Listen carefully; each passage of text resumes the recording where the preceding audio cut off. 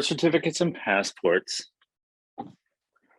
So real quick, I actually want to touch on something that David mentioned earlier, just so people don't get confused and run down and do something that they shouldn't do.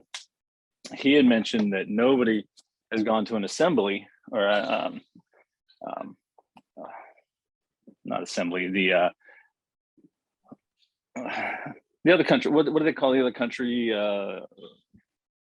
Embassy. An embassy or council. Yeah. Embassy. Okay, so you have the option of going to an embassy and renouncing your citizenship. The problem with that is it's a trap. They'll charge you $5,000, and then they're going to make you sign something that makes you stateless. But at the same time, you're signing that makes you stateless. You also are going to be signing that you will follow the laws of the United States. So you literally would be spending $5,000 to be stateless, and you still have to follow the laws of the United States. So it's a trap. So don't anybody even go down that road to do that. So I just wanted to throw that out there.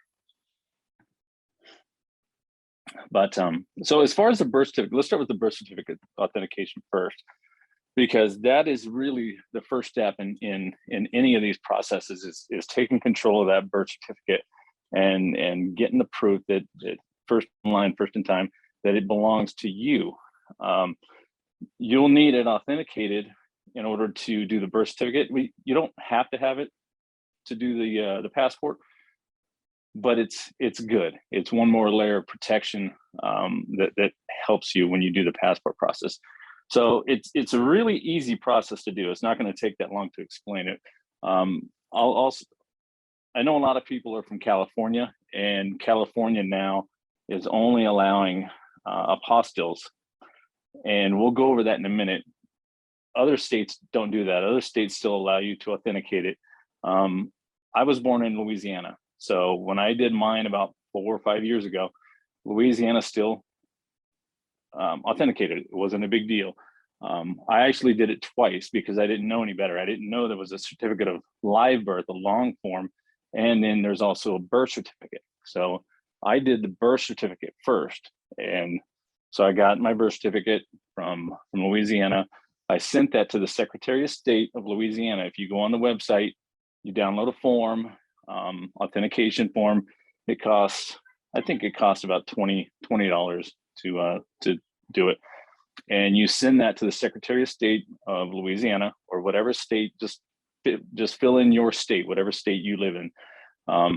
You'll fill in that state, you'll send it to that state's Secretary of State with the form that's requested for the authentication. The reason you want to authenticate it is because you're going to have to use a non-Hague country, and there's a few of them out there. I've been told Jamaica is one, Thailand is one, and these are countries that did not join the Hague Convention. I personally use Thailand. So what you're telling them when you use a non-Hague country is that you're going to be going there for some period of time to do whatever you're going to do, business or live or whatever it is, and you're going to need that birth certificate to prove who you are. The apostilles are used for the countries that did join the Hague. So if you can, you want to get it authenticated with a non-Hague country. So the Secretary of State is going to put a really nice seal on it and a cover letter, and he's going to sign it. He's going to put a rivet through it, and then he's going to send it back to you. Once he sends it back to you, you're going to take that document. You're going to go to the Secretary of State's website in DC, and you're going to do the same thing. You're going to have him authenticate the birth certificate for a non-Hague country. Again, Taiwan, Jamaica. You can just look up on the internet a list of non-Hague countries and just choose one, whatever one you like. There's a handful of them. And it's the same process. You download his form, you fill it out, you send it to the Secretary of State in Washington, D.C. He's going to do the same thing. He's going to put another cover letter on it with a nice seal and a stamp and sign it. And he's going to put his rivet through it. And then he's going to send it back to you. At that point, you'll have it authenticated on 2 levels, the state level and the federal level, which is fine for most people. I know people that have gone a 3rd level and they've actually gone and recorded it on their county and had it recorded on their county with their paperwork too. And that it's not required, but it's just another level if you want to go down that road. But that's essentially all you do. And once you get it back, you're going to use that authenticated birth certificate to get the passport. If you end up doing a UCC1, I did my UCC1 a few years ago. I believe I used authenticated birth certificate for that process too. But Dana definitely knows more about the UCC process than I do. So if she wants to jump in with any help or questions, that's appreciated too. But essentially, that's that simple. That's the process. Is there any questions on that, or Dana? You want to add anything on that? Megan has her hand up. Go ahead, Megan. I actually thought Jamaica was non-Hague, but come to find out they are. So Okay.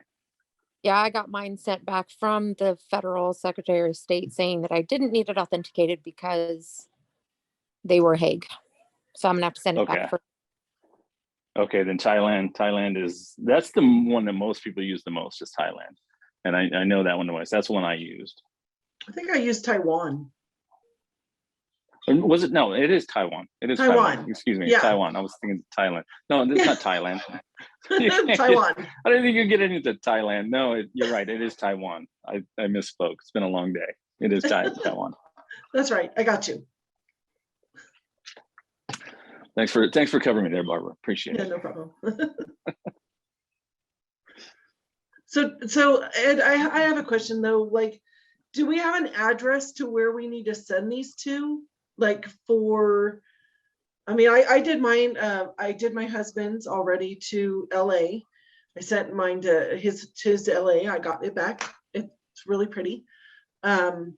Make sure that you also, everybody, take a copy of each step. So because once you get that rivet on there from the Federation or the federal government, you're not going to be able to rip anything off. You're not going to be able to get a good clear copy of anything. So make sure that's probably an important thing, right?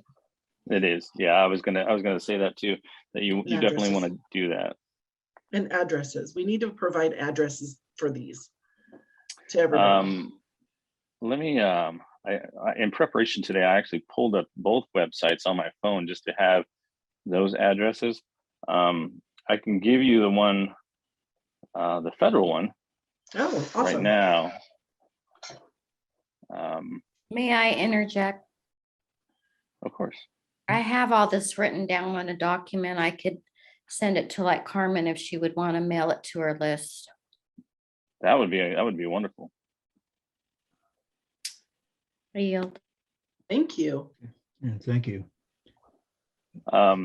Just so everybody knows, the physical address is Office of Authentications, 600 19th Street Northwest, Washington, D.C., 20006.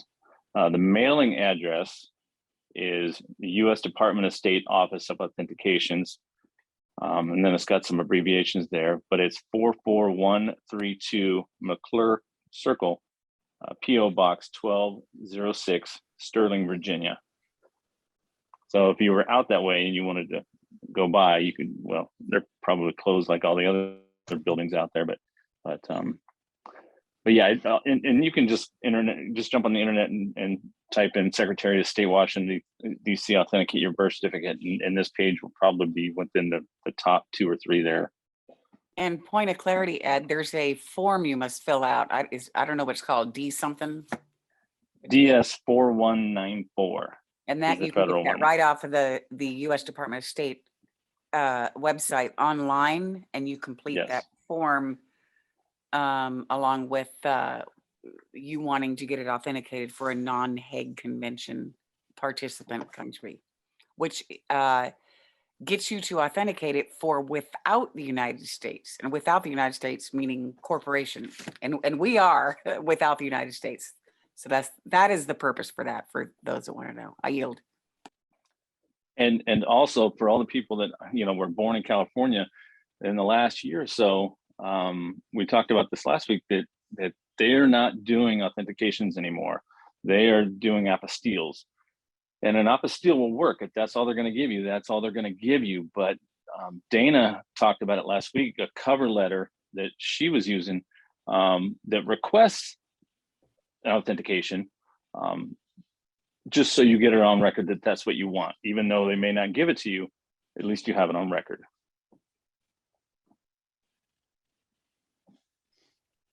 Okay, Kirsten, had your hand up? Yes, thank you.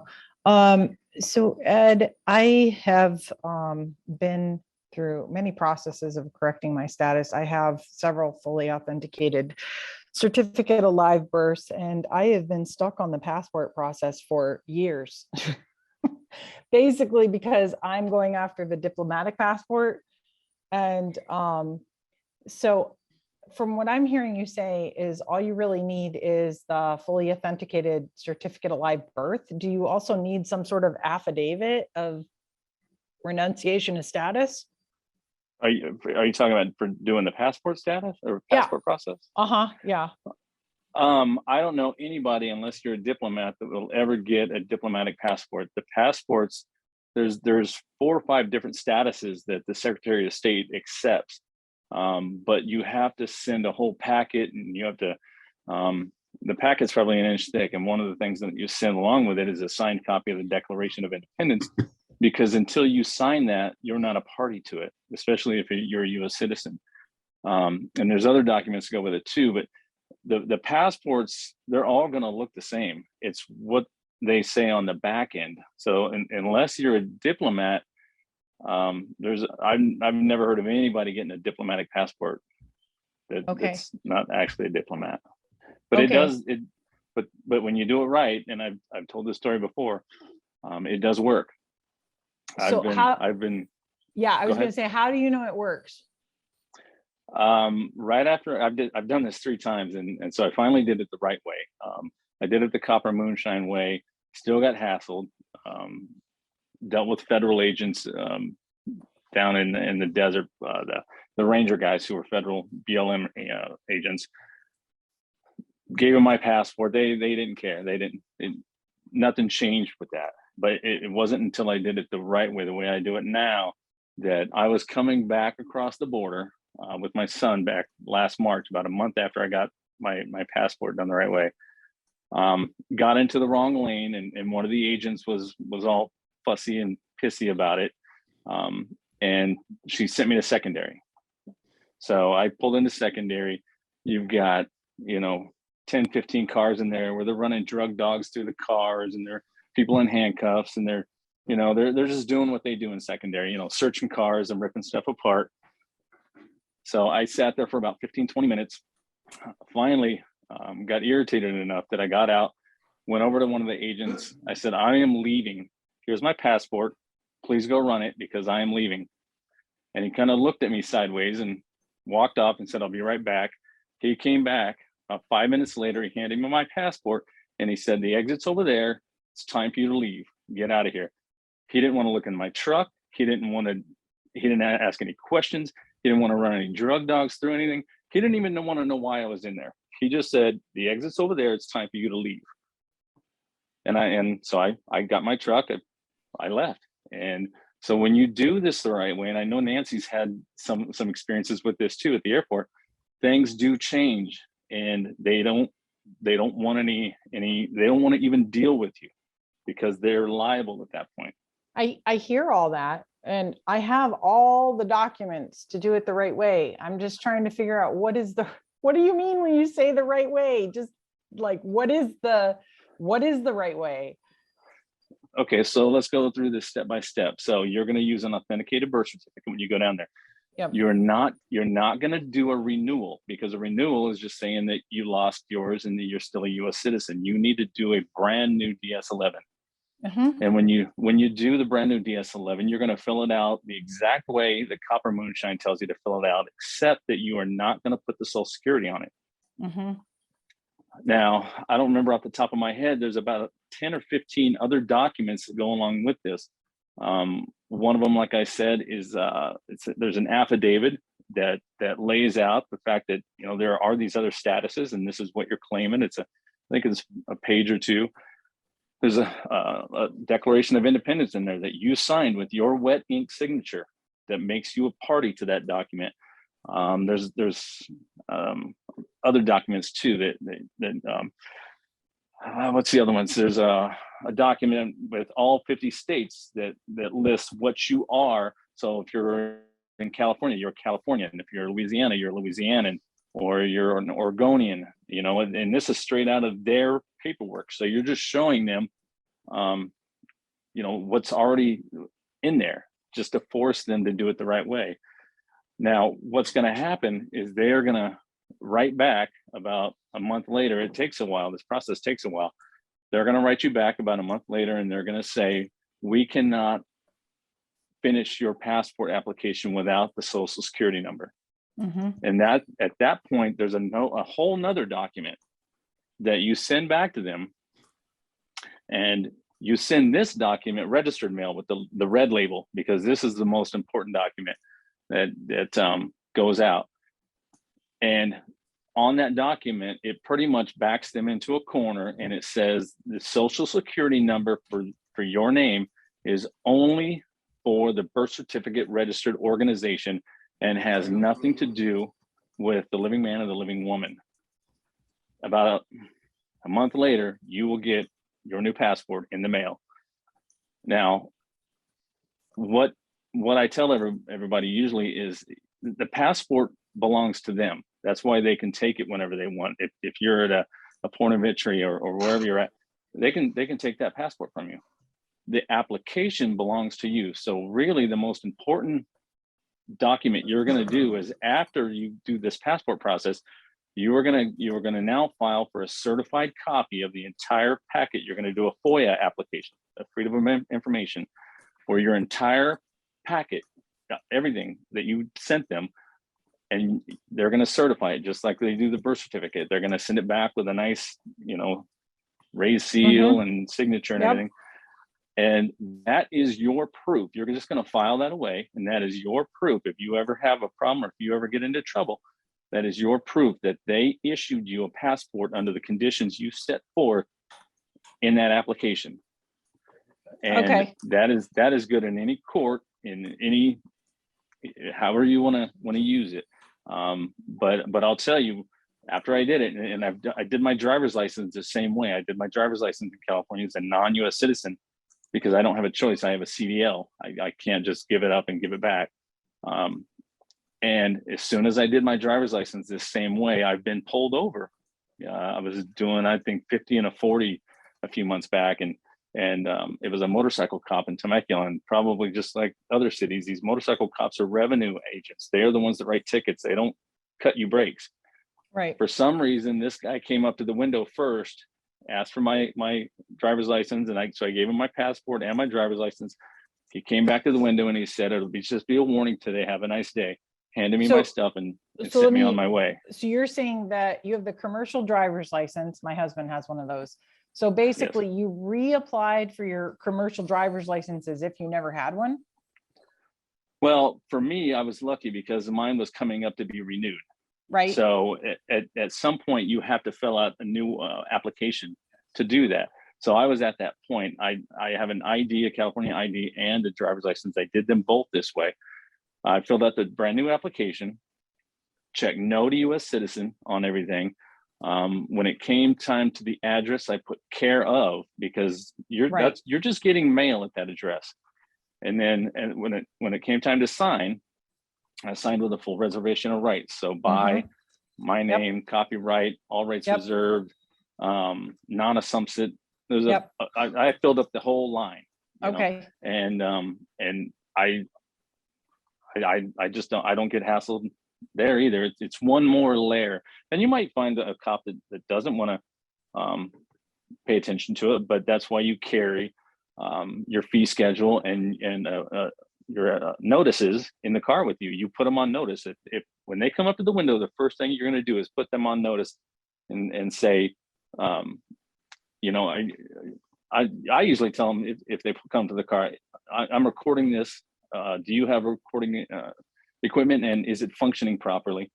And then I'll let them know that, hey, I'm going to put you on notice right now. Here's my paperwork.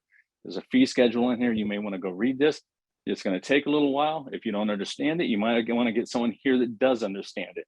Okay, so And- let me, real quick. So let me ask Yeah. you this. So my mentors have told me that in order to get the passport in the correct status, if I already had a passport, just like you said, you have to pretty much say that you lost the old one, fill out a whole new DS-11, and you have to go in person. You have to go in person. That's what they told me. You Yes. cannot mail it. Yes, but you don't want to tell them you lost it. If you tell them you lost it, they're going to make you fill out the other application.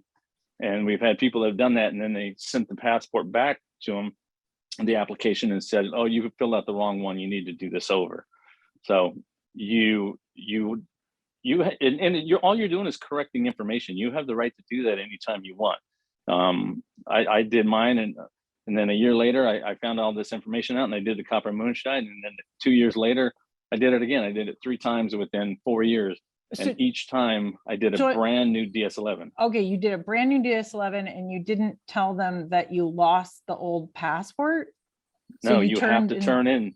You So have you to turn it in. you did go ahead and turn in the old one. Yes.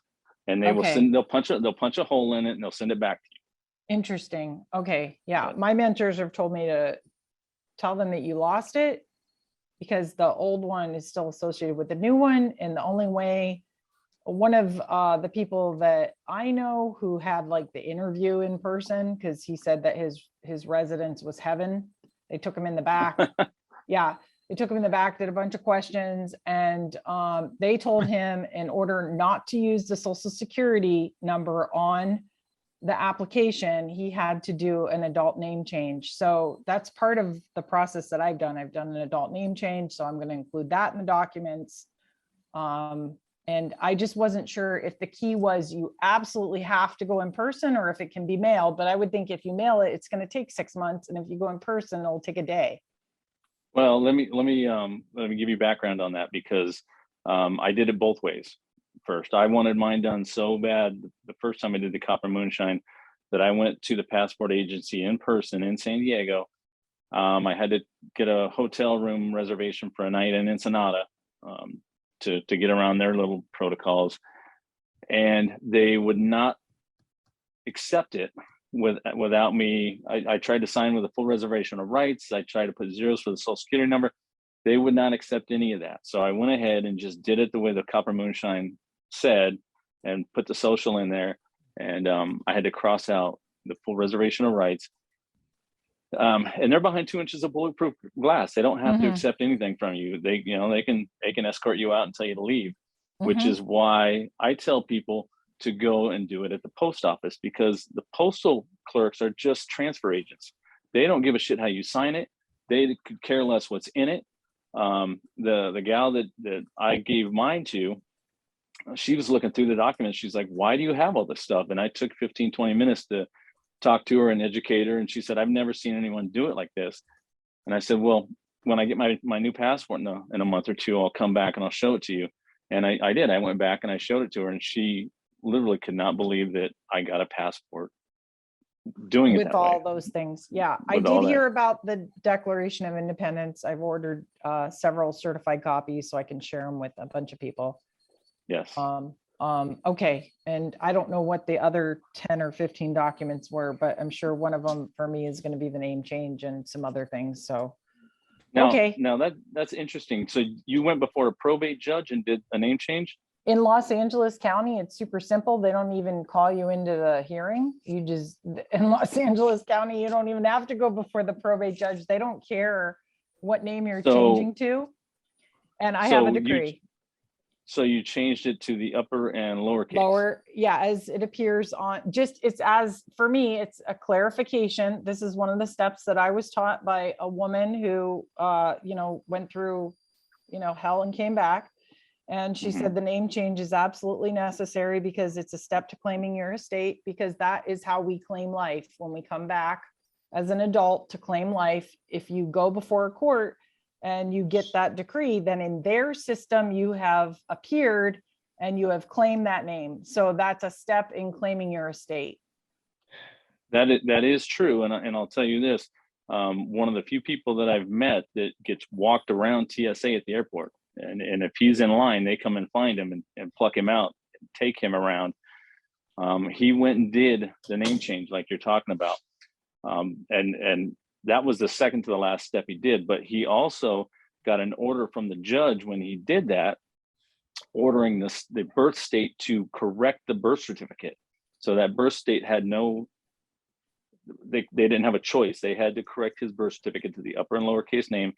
And then he took his entire packet, excuse me, his entire packet, and he recorded, I don't remember everything that was in it, but it was a good sized packet. He recorded that in Georgia. There's a county in Georgia that'll record it. Pima County, Arizona does it too. And once he did that, that's when everything changed for him. But he had to get that order from the judge, ordering that birth state to correct the birth certificate That's to upper and only, lowercase. that's only for people whose certificate of live births are in all caps. Like, for example, mine is upper lower, so I didn't have to do that. Basically, I'm just claiming that estate in that name. So it kind of merges that title in it. And then you have, again, this is, everybody's talking about getting the fully authenticated certificate of live birth. When you have that fully authenticated certificate of live birth, it's as good as the original certificate of live birth. And that means that if you look on the front page where it talks about that they have no responsibility, on the main, I could share a copy of what I'm talking about.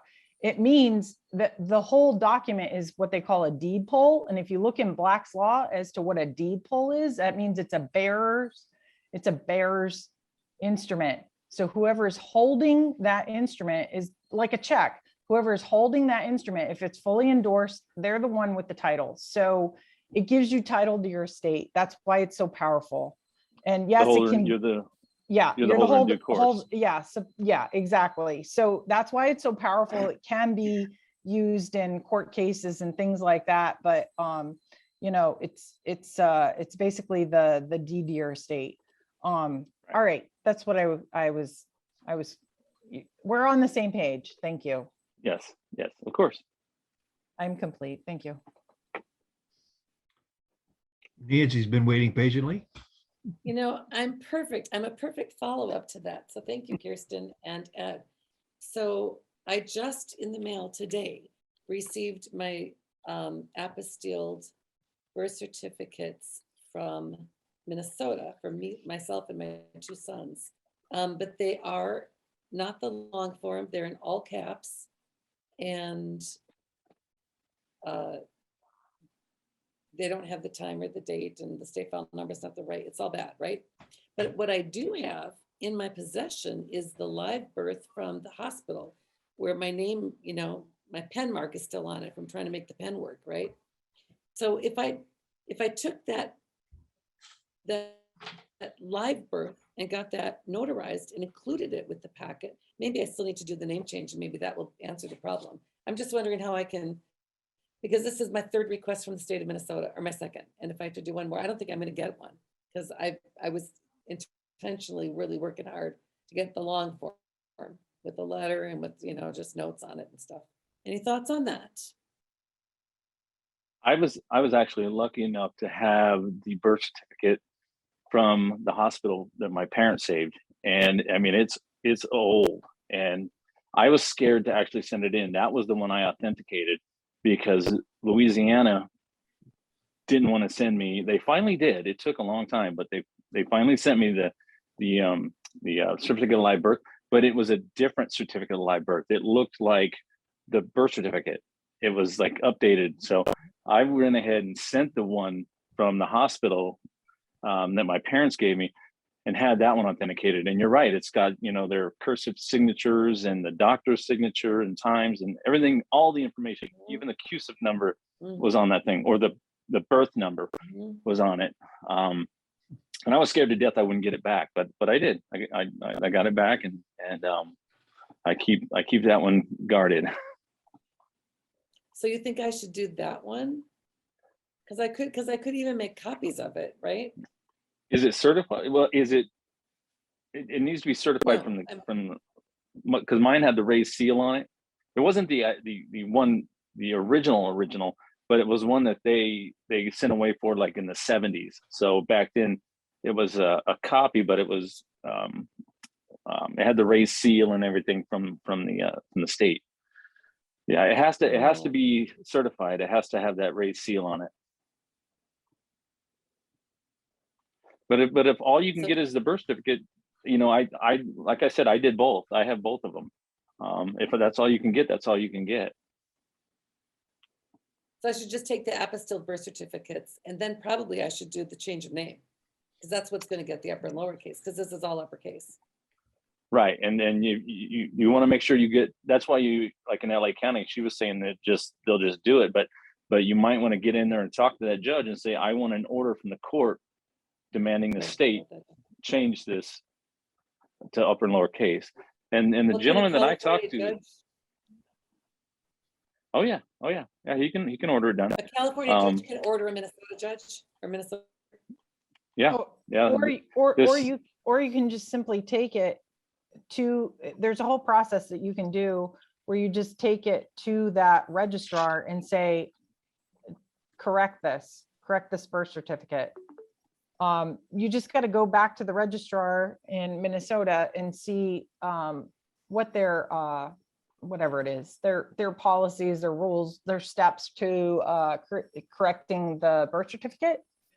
And you can just tell them this needs to be done per this court order. This is the name. And they will do it. Okay, it's from a California court, okay. Yeah, Okay. it doesn't matter. Also, because one of the steps I did with the name change is you get an exemplified copy. Remember, I was telling you exemplified copy then goes over international. So from state to state, it'll transfer.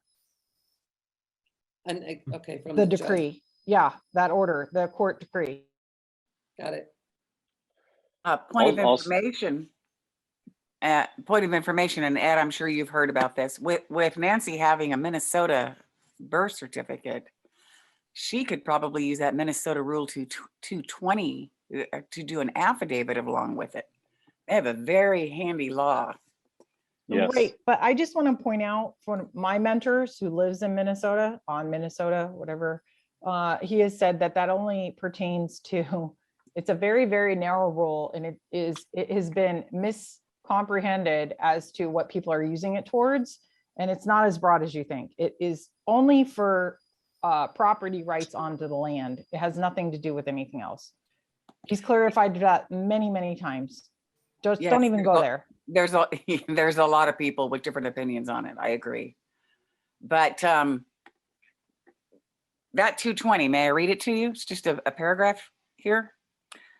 Minnesota Rule 220, General Rules of Practice. The registrar of titles is authorized to receive for registration of memorials, which a birth certificate should be a memorial, upon any outstanding certificate of title, an official birth certificate pertaining to a registered owner named in said certificate of title showing the date of birth of said registered owner, providing there is attached to said birth certificate an affidavit of an affiant who states that he or she is familiar with the facts recited, stating that the party named in said birth certificate is the same party as one of the owners named in said certificate of title, and that thereafter the registrar of title shall treat said registered owner as having attained the age of the majority at a date 18 years after the date of birth shown by said certificate. Anyway, I hear what you're saying. I know a lot of people, when they did status correction, included this, but you know, she's kind of got a key thing there, having it from Minnesota. But anyway, more discussion on that later. I yield. That's an interesting rule. I've never heard that rule before. I've heard of 220, but I haven't had a chance to read it. That's an interesting rule to ponder. Well, yeah, that should be in every state, something, you know, to that effect, which a lot of people were construing that, you know, once you become of age and you're competent to handle your own affairs, that you go and you authenticate that birth certificate, as long as you provide an affidavit with it that basically states that you're one of the owners of it, which is very interesting because we know they created it. So of course they are saying they own it. And of course, when we do the authentication process, we are claiming being a holder in due course of it with our interest in it as the beneficiary. I mean, you could add other things to that, but the people that were proponents of this were saying that it is a way of having that affidavit, taking it back to yourself. That helps your holding of it. So anyway, more discussion on that later, like I said, because there's a lot of controversy on it. But it's got some very good, interesting stuff in that paragraph. Minnesota Rule 220 on birth certificates. I yield. And Nancy, if you do the name change, one of the things I remember the gentleman talking about is when he went in to do it, the judge tested him. You know, he asked him a few questions. He wanted to make sure he didn't just learn this off of YouTube and come in to do it. He wanted to make sure that he knew what he was doing and why he was doing it, because it you know, makes a difference. So the judge asked him a couple of questions. I don't remember what they were. It's been a couple of years since I listened to him, but that he's the one that gets walked around TSA. It worked. And don't forget to ask for your reversionary interest while you're in there doing it at the same time. Put that in your in your judge's order to sign, because an abatement happened, you know, an unlawful conversion, Your Honor, and I want to correct not only the name, but I'm claiming all reversionary interest as the beneficiary in that. Yes. And just get it all done at once.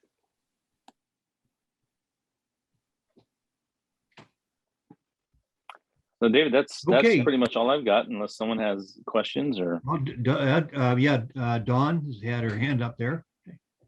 Hello, Dawn. Yeah, hi. God, I'm glad I'm part of this discussion. This is wonderful. Kirsten, thank you for a couple things you said that have put some things together for me. So the authenticated birth certificate, which I took the time to do this year, and I was born in California, so I have an apostille from the state, but I did ask in writing for an authentication. And they even called me and said, oh, we can't do this. Every country in the world has signed the Hague. And I thought, well, here you are, the Secretary of State, you're one of her executive officers and you're flat out lying.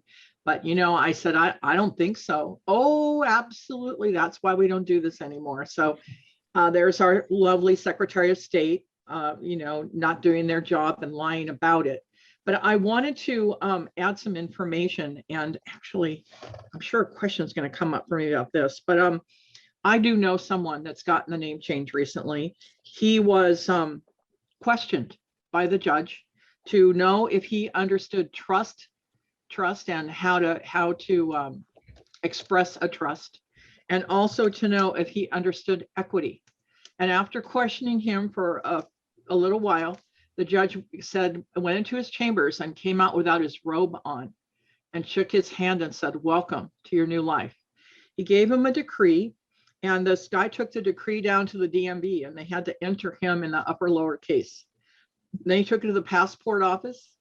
To the Social Security office, and they gave him a new card with the different name, and I think they may have taken the number off. I'm not sure, but with that new Social Security number going next to the passport office, he didn't have to put a number down. And then he also wrote to Sacramento, where the kind of the head office for records and statistics is, vital statistics and records. And he looked in the book of life, and there are 3 entries in the book of life. And apparently the first one is when that's your date of death. The second one is the second and the third one are who owns that birth certificate and where it went, that it moves around. But basically he found his official date of death. Where he did the adult name change was probate court, which is interesting because probate is death, right? So he was kind of resurrected with his new name. And what he did is, you know how in his document had us put every single type of name we've ever used or signed for, right? And so, you know, your married name and your name with initials and just everything. Well, you do that on the probate court adult name change document, on the application. And what they do, they collapse all of those names that you've accidentally signed for, every contract where you signed for Social Security, you signed for driver's license, you signed for registering your car, you signed for the bank, whatever you did, it collapsed all of them into one upper lowercase name. And so you collapse the trust at that point. So one of the jobs that he did was to mail to the Sacramento in California. If you're from a different state, you'd mail to that state. To Department of Vital Statistics, he mailed a copy of the judge's decree and his birth and his a request in writing for a copy of his birth certificate. And what he got back was a copy of the original certificate that's and you know had a raised seal, and then a copy of a new certificate with a new date on it of his new name, and then a cover letter, which and he actually showed this to us online, which said these are your accounts, and there were 4 bank number accounts listed. So he did the work to find out about the first one only, and it had $2 billion in it, backed by gold and silver, and was being held by the Treasury offshore to protect it because of some things going on in the United States. Some of these big deposits have been moved offshore to protect them. So I've been wondering, you know, how the hell did all this happen just from a birth certificate? But one of the things I wanted is to get my name separated from all these dead entities that I signed and said, oh yeah, that's me. I'm that dead entity. I'm that dead entity and that one too. And so it really, he said it totally changed the energy that was, you know, coming in towards him, because his name was no longer entangled with corporations and their energy. And the other thing that happened is that he then went to the passport office, absolutely no problem. And I guess that's what we just talked about. Let's see, there was something else I wanted to say. Oh, I've known of people who have used their double authenticated passport in hospitals overseas to pay for hospital stays. And it's been accepted and they've paid zero. When they come with the check, you just gave them the double authenticated birth certificate to look at, and they waived all costs. I've also known a lot of people at traffic stops that have used that, and police go away. And my best understanding that I've been told, and I haven't been able to look it up, is that when you authenticate it, you move it into the private. And by moving it into the private, that good, let's see, it has specific wording from the United States. Good full faith and credit. Thank you, full faith and credit. And so the full faith and credit from the United States basically means that if you were hauled into court, say to pay a traffic ticket, that they actually cannot access the birth certificate because they cannot adopt it as though you are a child and they are the adult, and they take it over and handle it for you as trustees. They can't do that anymore once you have a double authenticated birth certificate. So I just kind of wanted to share all of those thoughts. And this is such a fascinating discussion for me because I've been looking at this, and I've gone so far as to apply for the name change at the probate court, but I'm not certain that I would be able to pass the question test. So I've been, you know, trying to study up on trust law and everything, because I sure as hell don't want to go in there and fail it.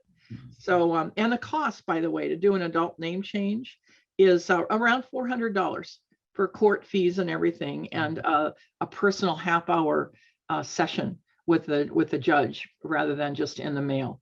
So anyway, I just want to share all that, and I yield. That is incredible information. Thank you very much.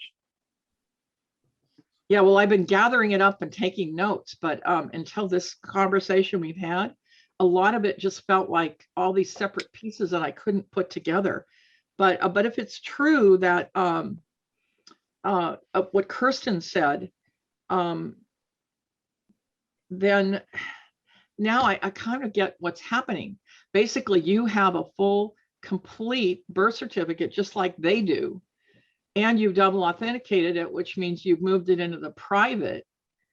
And so now you're alive, and then you do a name change. Now you're alive.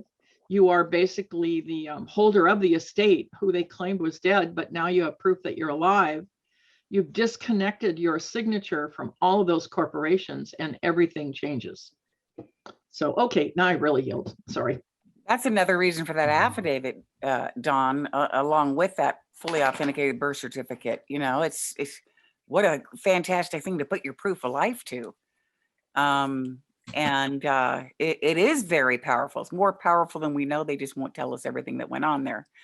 But as regarding them wanting $400 for a private session with a judge, we're supposed to have free access, you know, to the courts. Yeah, it's $350 to apply.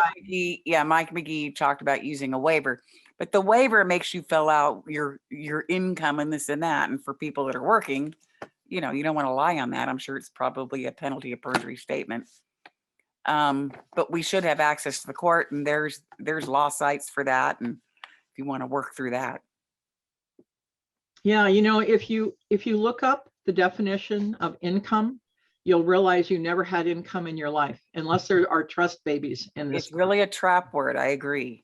You know, if you're a trust baby, then you've had income. If you're anybody else that made money from working, that's literally set aside as not income.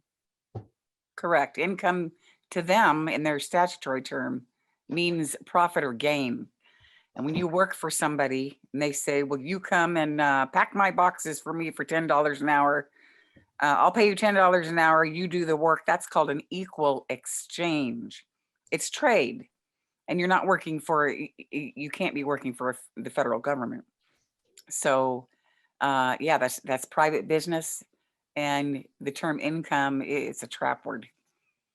Now it's wages and or it could be commissions, but it's not income. So you can actually fill out all your wages and put your income as zero, and that's not a lie. Good point. This, may I on the name change? I got some information on name change. May I?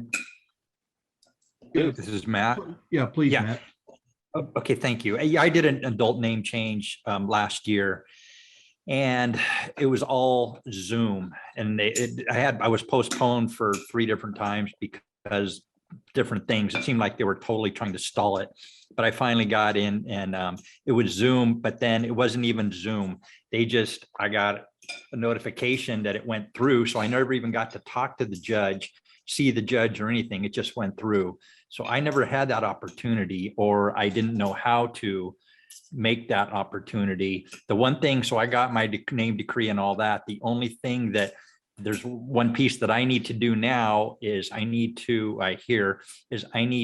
acknowledge and accept it, do a deed of acknowledgement and acceptance, and get that filed in, and then record that in the county. So that's what I've found out that I think the final piece, because that's one of the things that the missing pieces that we were not taught is, one is giving notices, but the other one is acknowledging and making that acknowledgement and receiving the things that we get and getting those on the record.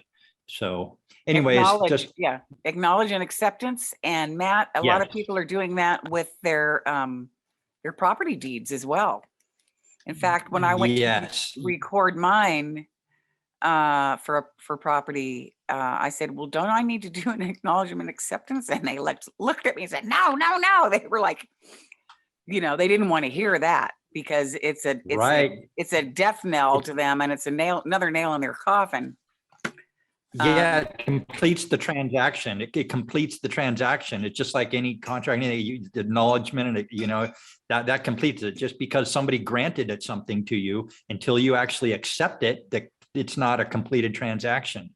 Correct. And Rob Ritluski was teaching on that. I think he's still on YouTube. Rob Ritluski, RT. I can't spell the rest of it, but he has some great documents and on acknowledgement acceptance. The problem is our county offices, at least for land and property, won't allow you to record it. So getting it in and then doing it as an extension to connect it to that original deed is really important. Yeah.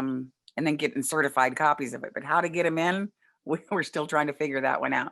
Doing it regarding your name. I do know in these de facto county land recording offices, they will accept a power of attorney, and you can attach any documents you want to the back of that as exhibits or something. That's one way to get like our status documents in, I believe. But the power of attorney, Great. I think would have to be your all caps name giving the secured party or living man or woman power of attorney over its affairs, which we do when we do UCC. We have to have a power of attorney because we're also operating in the bailor bailee capacity, which I'm not going to go into right now. But you're the secured party that has the first in line, first in time claim to all interest that the all caps owns. And the all caps is the public name, and everything that it owns, everything is put in that name. So you just want to get first in line claim on it. And most attorneys will not sue anyone until they first do an asset check on you. They want to see what you are worth and this and that. UCC is a public notice, something you put in the public. You can also record that as well. Again, they kind of block that too. They want you to have a government code for it. But I did find out, and this was from Riverside County Clerk Recorder, the supervisor came up, wouldn't let me file a declaration of status, but dropped me a huge bone and said, we will take a power of attorney. You got one of those? And you could attach your documents as exhibits behind it. And so that's something we need to look at more closely. I yield. Thanks, Dana. And this is Matt, and I yield. Thank you. All right, thank you. Dawn, did you have anything else? No, I'm sorry. I forgot to put my hand down. I'm doing it now. Sorry. All right. All right. Okay. Chuck's been waiting patiently. Yeah, thank you, David. I hope Ed is still with us. Ed, Yeah, thank I'm you. here. Okay, good. Thank you very much. My head is exploding. I couldn't take notes as fast as you were talking, but it seems like we're basically focusing on two issues. One, the basis of the start of the meeting was for the authentication of the birth certificate. We kind of morphed into the passport. Is there, and it seems like on the passport that you're kind of using a hybrid version of the copper moonshine still, that you've got a couple tweaks that you did to that. Am I reading that correctly? Well, you're right. We and I wanted to say that a minute ago. We morphed into a few other things, and I know there's new people in the call or on the call. Don't get overwhelmed by this stuff. It's just one step at a time. You just, in my opinion, the authenticated birth certificate and the passport are the first two things you want to do, just because that gets you your passport, like we were talking about before, first in line, first in time, and then the birth certificate is first in line, first in time, and then the passport is what establishes your status that they're going to attach to you. But the passport process, and I've said this before, is not my process. It's actually a process from his advocates, and he was given the process away for a while, and then sometimes he'll actually do it for you. I wanted it done right, so I had him do it for me, and he's done probably 2,000 plus passports that they've never been turned down. And who is him? It's an organization called His Advocates. His name is Kelby, and you can join his organization. He gives out a lot of good. He used to have a YouTube channel with, millions of views and videos and all kinds of information that they pulled down when they started censoring everybody. But he does things a little bit differently. Instead of doing a trust, so he does the passport first, and then instead of doing a trust, he offers you a ministry, a private ministry, or something else. I think it's kind of like equivalent to a trust, but he's got his own way of doing things. But his passport process was so good that I went ahead and went with him. So the documents are his documents, so I can tell everybody how to get them. And I mean, there's nothing that's special about these documents. You can get most of them. It's just getting the right ones and putting them together. And Jamie and I are working on doing a class to show people these documents and show people where they can go and get them and how they can do this. It's just been rough getting the time to do it up until now. But I spoke to her about it today. We're gonna do a class that to show people a little bit more information on how they can do it themselves. But doing it the right way. And the thing in the copper moonshine, so you fill the application out the same way. The only difference is, like I said, you don't put the social security number on it. The only other difference in that is you are sending in affidavits of status with it and other things that are backing up your claim of who you are, and kind of backing them into a corner where they don't have a choice. They can't say no, and then they have to change it on the back end at that point. Okay, I still have more questions if you don't mind. course. This Kelvy gentleman you're talking about, so you have to actually join his organization to get him to help you with a passport, or can you just have him do that, pay him a fee or whatever? No. How does that work? No, you can join for free. He's got a back office thing where I think it's $49 a month, where you get other things, and then he'll do it for free if you join his thing for his organization. And I think commit to a year, he'll do it for free. He'll do the whole thing for you. Okay. But no, you can join for free. And then when I first joined, I joined for free, and he sent me all the documents and everything to do it myself. I just was so busy I didn't have time that I finally just committed to a year and said, do it for me.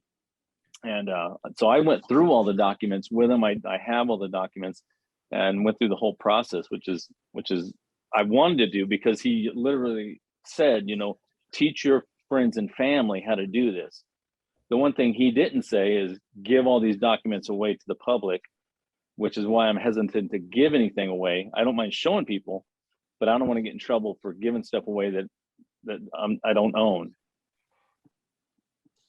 Okay, yeah, well, that you may have thrown something into the mix I was going to ask about, because all these classes and all this stuff, and where you're sitting here talking a mile a minute and people are making notes, I'm not, that doesn't work very well for me. I'm one of those types that I need to have a binder. I mean, I need to have something in writing, something, here's step one, and when you finish step one, here's step two, that kind of like the manual to build a table, you know what I'm saying? That you get in a box.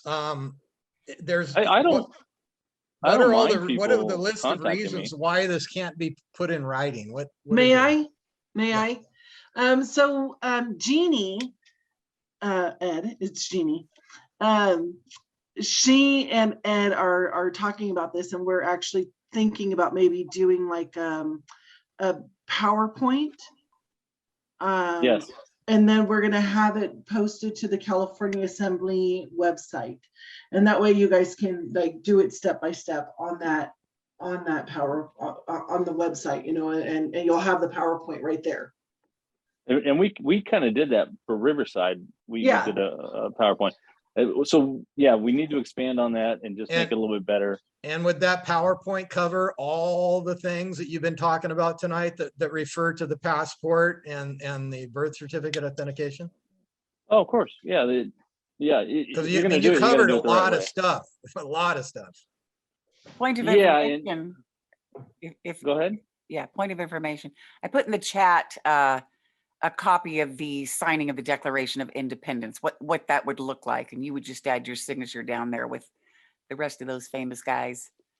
And it's page 1 and page 2, just a portion of it, where you're certifying that it's a correct copy of the declaration. And I know that's one part of his package. The other part is an affidavit of status. he called it affidavit. We could very simply just convert it and call it declaration, form of an affidavit. Yes. And it specifically cites their codes as to why you can do this, which I kind of like, because then you've covered both jurisdictions. And I forget what else is in the package too, Ed. I was just going back over mine, which I never used yet. But that's a sample of what the signing of the Declaration of Independence is, so that you can say, hey, I'm one of the signers too. And because it's done in affidavit form, and you can see that there is a California, I don't know if it's a jurat or an acknowledgement that goes with it. All purpose, oh, it's an acknowledgement. So you can definitely prove that, you know, you are you. That's. I want to say that was one of the things that it's been a year or so now, but I want to say that, yeah, it was, they'll only usually give you a jurat now in California. And I believe I had to go and get that. I had to sign it, get a jurat, you know, you send them your birth certificate goes along with it, your authenticated birth certificate. Yeah. The packet was like an inch thick. There's a lot to it, but yeah, don't get overwhelmed. It's not a huge deal. Don't get overwhelmed. It takes how fast over, we're talking. it rebuts their presumption you're a US citizen really well. And then you FOIA that, like you said, and get a certified copy. I had to get like 3 or 4 of them. And you got a nice package right there that nobody can rebut. So, you know, that's really cool.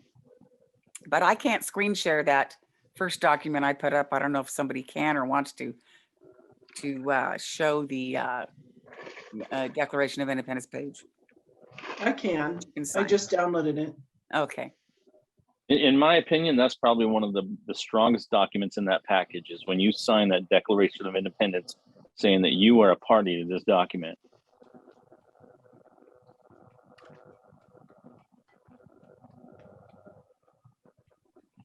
Is that what you're talking about? This No. one? Oh, that's not it. So there's a different one.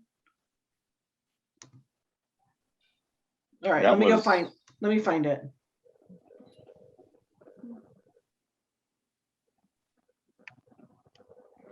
You put 2 in there, Dana?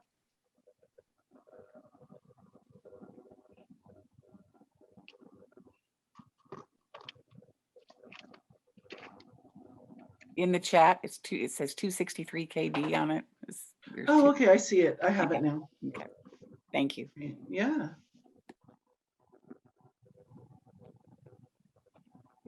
I think it's this one, right? That's not it. Dana, can we actually print that out and use that one?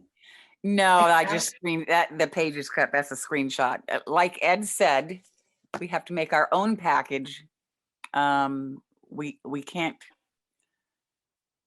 Oh my gosh. We can't use somebody else's documents. Is my point. Let me find it.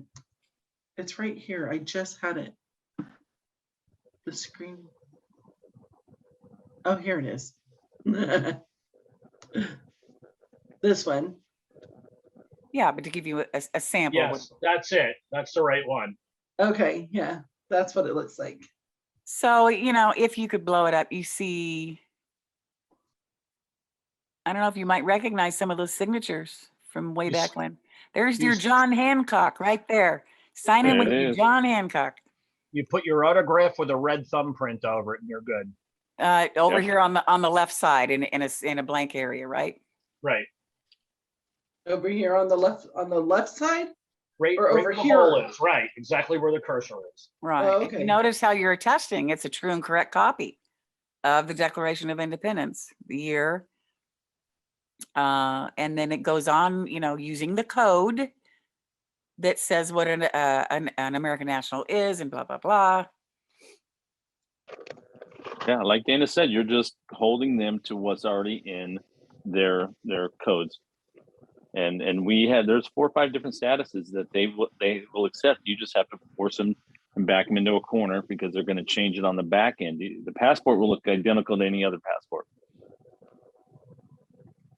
It's when you get pulled over and they run that passport, that's when everything changes. Yeah. That's pretty cool. Thank you, guys. Okay. Go ahead and stop it. um, Let's see, Crystal? I just wanted to comment on the name change. I've been listening to all these different versions. Quite some time ago, I changed my name to a completely different name. It wasn't a married name. I was married twice, so I had my birth name, 2 married names. And then I changed my name completely, my first name and my last name, completely from my birth name and any married name. It's the name I have now is completely new. And all I did was go down to the Social Security office. And that's it. Hmm. And I guess later when I was to get my new driver's license, I don't know how that happened, but I just guess I showed him my Social Security card, because I don't remember doing anything complicated at all. I did not go to court. Someone told me all I need to do is go down the Social Security office. So I did. Yeah. no, And I have a DMV Thanks. printout that has all my alias names on it.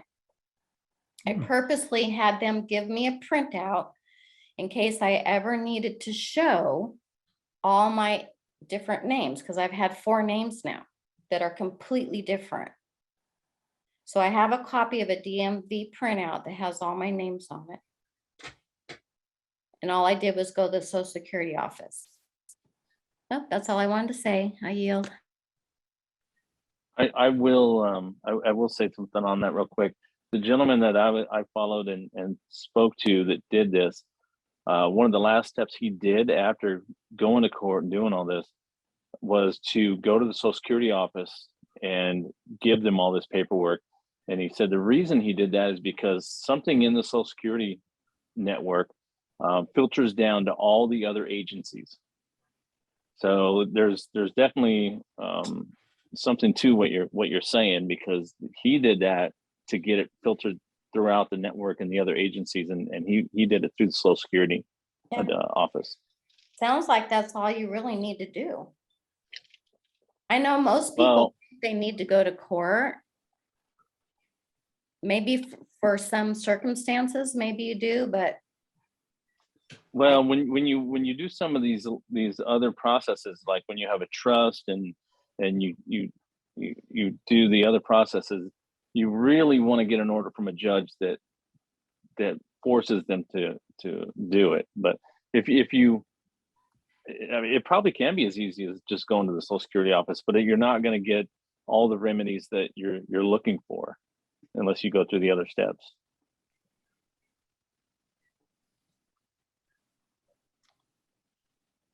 I just want to interject. This is Dawn, because it's pertinent. I forget what the saying is that I'm supposed to say, but anyway, interjecting very quickly. You can Please even do. take the name change decree to a bank and force them to put your upper lowercase name. And that's the only way you're going to accomplish that, believe me, because the banks won't do that right now. So it really does allow you to change your status and stop being connected to that corporate fiction of the deceased amnion. And I would do along with that, Don, if for a bank, demanding that they make your account a private account if they're going to change the name, telling them the meaning of that. As I understand it, only very old banks that have been around a long time can do private accounts, Dana. And I understand Wells Fargo's one of them. I don't know who else does it, but I actually know some people that have private Wells Fargo accounts. Do you know other banks that are closer to? No, I don't, but I've heard it's usually high dollar accounts. But there is a way to ask them for, I don't have my notes in front of me, but like an off ledger account, right? That you only deal with certain people on it. You know, I had a large account when I had a company that was doing real well years ago that had a what do they call it? Relationship manager. And I ended up having relationship managers for my relationship managers to just move right up the keychain. They gave you a satellite token that you carried on your keychain or whatever that would change the password on your account every 30 seconds.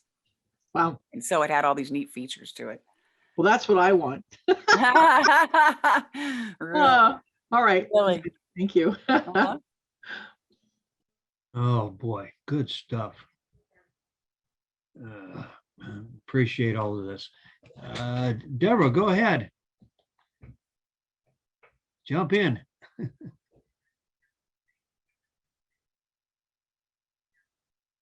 Deba. Oh, hi, yeah. Eva, well, yeah, okay. Hi. Oh, I answered to either. I'm sorry, there was just somebody talking, I was just waiting in the background.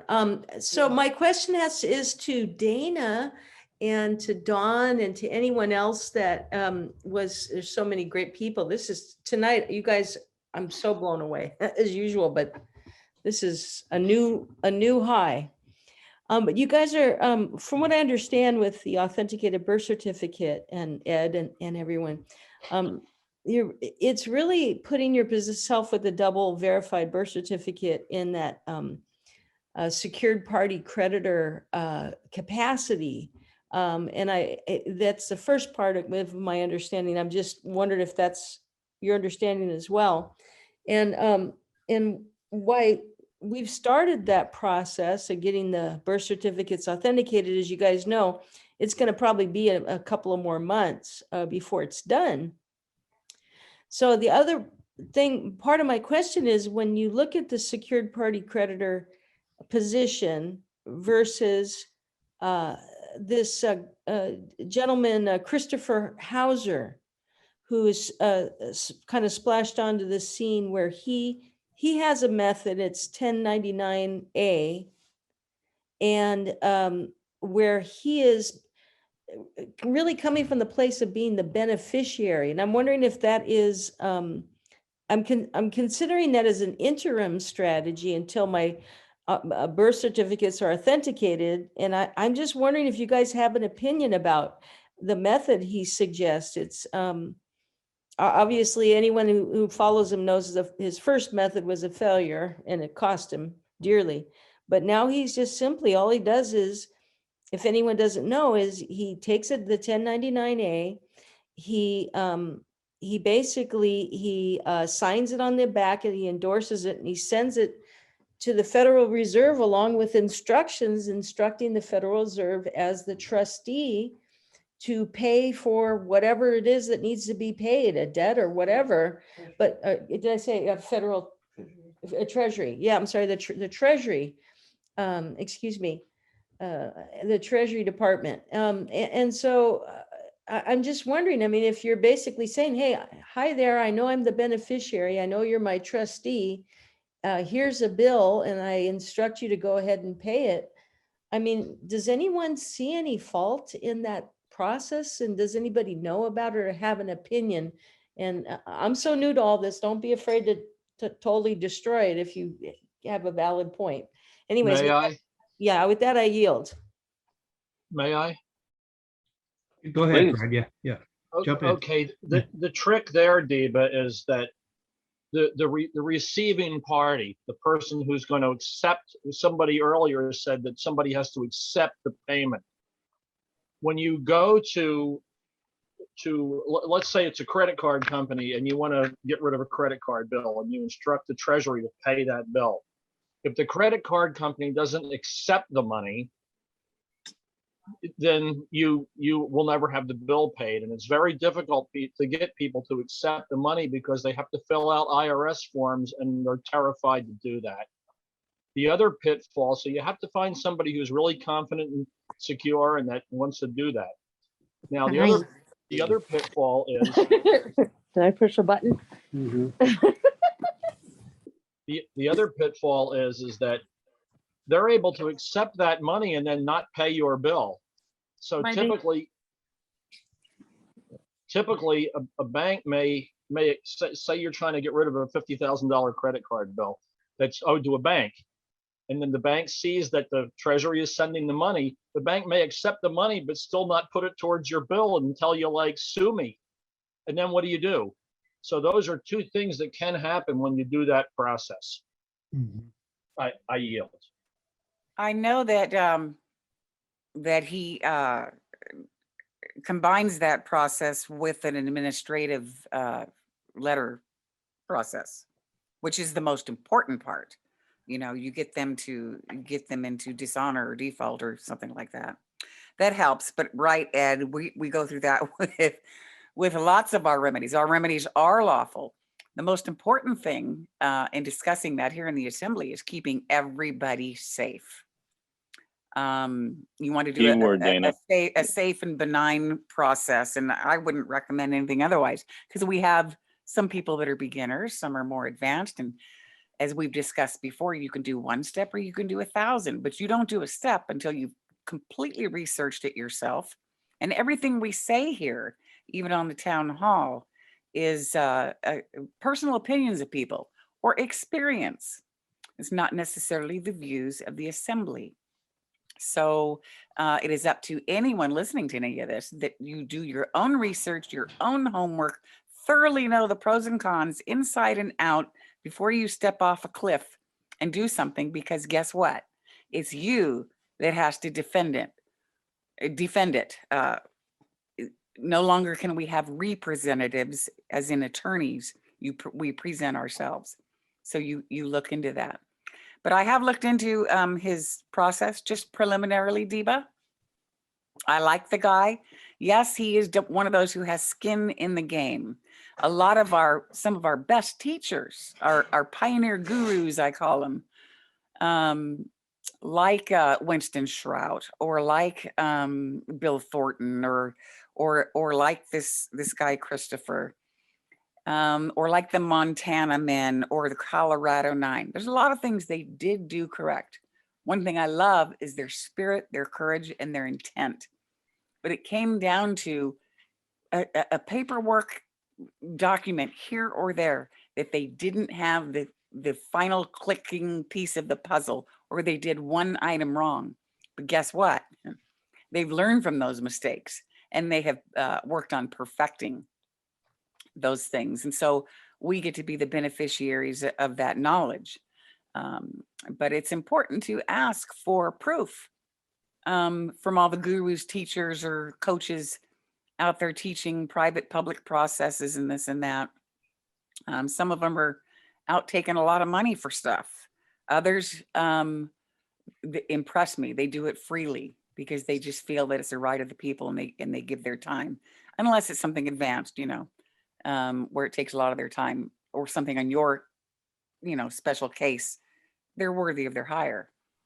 But that 1099 process, it definitely is the Treasury, not the Federal Reserve. And I heard you correct that, Deba, because the Treasury has two sides, a public side and a private side. And when we're going after our national credit, it's the private side as American state nationals that we want access to. And it's only to pay public bills. This isn't to pay your mom or your dad or your neighbor or Uncle John. This is for bills that come to you in the all caps name. Your credit card bills, your mortgages, your loans, your hopefully we'll get the utilities done here soon. Actually, utilities should be free, is my feeling on that, as well as energy. And hopefully we'll get there soon. But he's got great classes. You can get on and listen to his process. But the important thing is that what you're doing, it has to be safe. And the biggest thing between him and Bill Whitehop and what he's teaching freely as well, which is awesome, is he brought to my attention that a 1099A is an instrument. UCC 3603 says, tender of an instrument or tender of offer may, even verbally, get this, if you can prove you verbally made an offer and the other side refuses it, it equals discharge of the debt obligation in full. Now the court should be backing that up. They don't. Yeah, I mean, it's a fight. You have to very creatively know how to do that. And I love what Ron Kelly did. He enforced his instruments by doing it in open court on the record. And when the judge said, you're going to give him a promissory note, you two go out in the hall and handle that, he would say, no, Your Honor. You know, I would prefer to do it right here in open court on the record. And so he got large mortgages discharged doing that, which is awesome. But for the most part, our courts are closed right now. We're having a problem getting access to our remedies, and hopefully all their fraud's going to come down soon. Hang in there, guys. I yield. I Okay. have. Go ahead, Ed. Sorry. I have a rather unique perspective on this that most people probably know what I'm going to say, because I've said it before. If you want to be private, stay in the private. If you are going to go after this money, if you're going to go after these forms, you're still filling out their government forms. You're in their system. We're either all here trying to get on the land and get away from that system, or we're going to stay in that system. I started out going after that money and researching all these processes and 1099s and everything else. I finally came to the realization that I don't want anything to do with that side of it. I've removed myself from all of that because it is, and Dana's right, it is very dangerous. I'll quote David Straight as saying, don't do any of this until you are the king. If you're not the king, if you haven't removed yourself from being a US citizen, these processes and these forms can get you in a lot of trouble. There are other ways to do this, staying in the private, by validating the debt, validation of verification of the debt, which you send them, questions in an affidavit, and they will never, ever answer you. You get them in default right away, and you can take care of credit card debt like that. You can take care of multiple other debts like that without ever trying to go through these processes where you're going to involve the Treasury and get yourself in trouble. My recommendation to anybody who's going to do this is get yourself out of the US citizen status as quickly as possible. Get yourself a trust, understand how to operate under that trust, close all your bank accounts in your all caps name, and open a trust account with a 98 number, and then operate privately. I know Dana and I have gone over this a couple of times, and Fred's talked about it too. But you're either in that system or you're out of that system. And in my opinion, I want to get as far away from it as possible. And I yield.